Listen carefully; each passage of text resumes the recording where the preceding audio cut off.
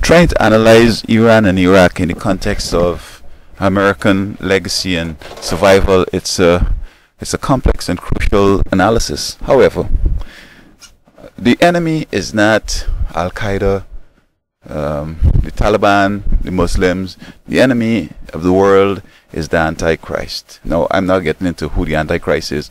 Okay, what I suspect is that the Antichrist is working with Al Qaeda, the Taliban, Iran, and Iraq, as well as he's influencing the West. You're getting them to do dumb stuff and getting the West to go after them, because the Bible says that, and the world wandered after the beast, after the Antichrist. Because when the world is engulfed in turmoil, financial and war and so forth, he'll come out saying that peace and safety. The Bible says, and then there's going to be sudden destruction. So when you look at Bush, I mean, there was a supposed pretext in 9/11. Okay, I ain't going there, but it looked like the Taliban in Afghanistan and Iraq was a walkover, easy walkover. But it ended up that it's 8 years and it's not over. It's cost us so many money, so many dollars, that those close to $1 trillion or more, that could have been enough to fix all the bridges and the infrastructure in America. Now, the economic meltdown in the world is because folks invested in war as opposed to in jobs and fixing the country. Okay, now here's Obama, and Obama needs to know how he's going to move forward.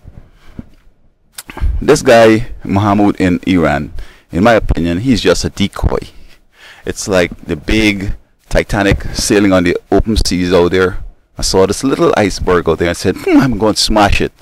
and you know the whole story.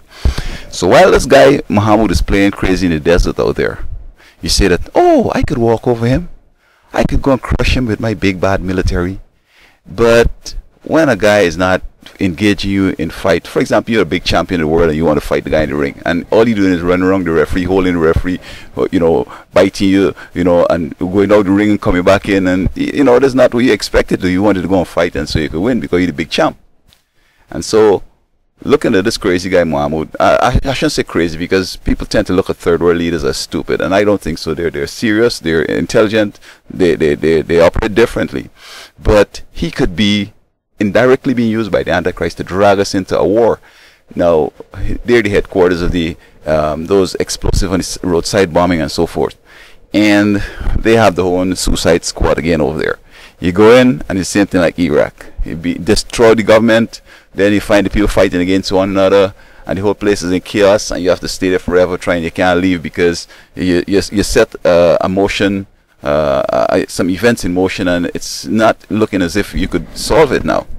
So how you gonna deal with this guy? Now, I'm recommending that you give him some civilian nuke, bomb out what he has. Don't even, well, in bombing, you gotta remember that if he shoots down a couple guys, you want to go in to rescue them, and now you're going to a ground fight and all that. So I don't know how you're gonna do this. Now, if you could do it with far away that he can't reach you, and using laser guided by satellites or whatever, and bomb out his nuclear site and finish it, and then say, hey, we have a gift for you. We can build you a nuclear site, bro. You can get all the civilian nukes that you want.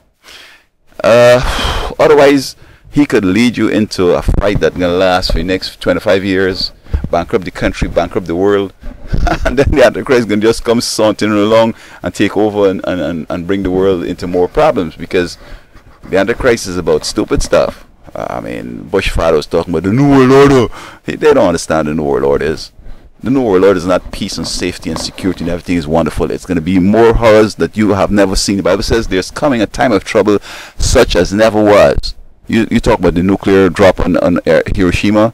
You talk about World War I and II.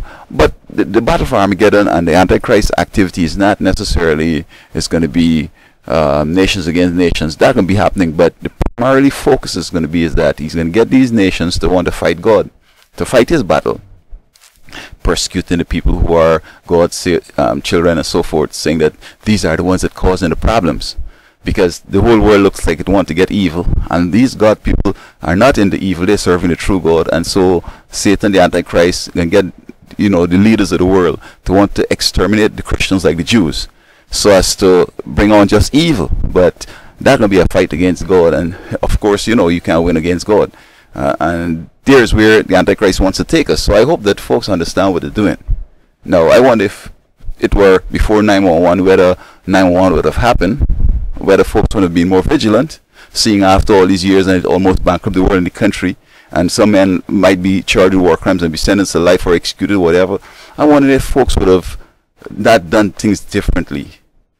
Even if they it happened and the blame it on these people, just go shoot up the place and just walk away. You don't want to go in and live and occupy and nothing, because you don't win there.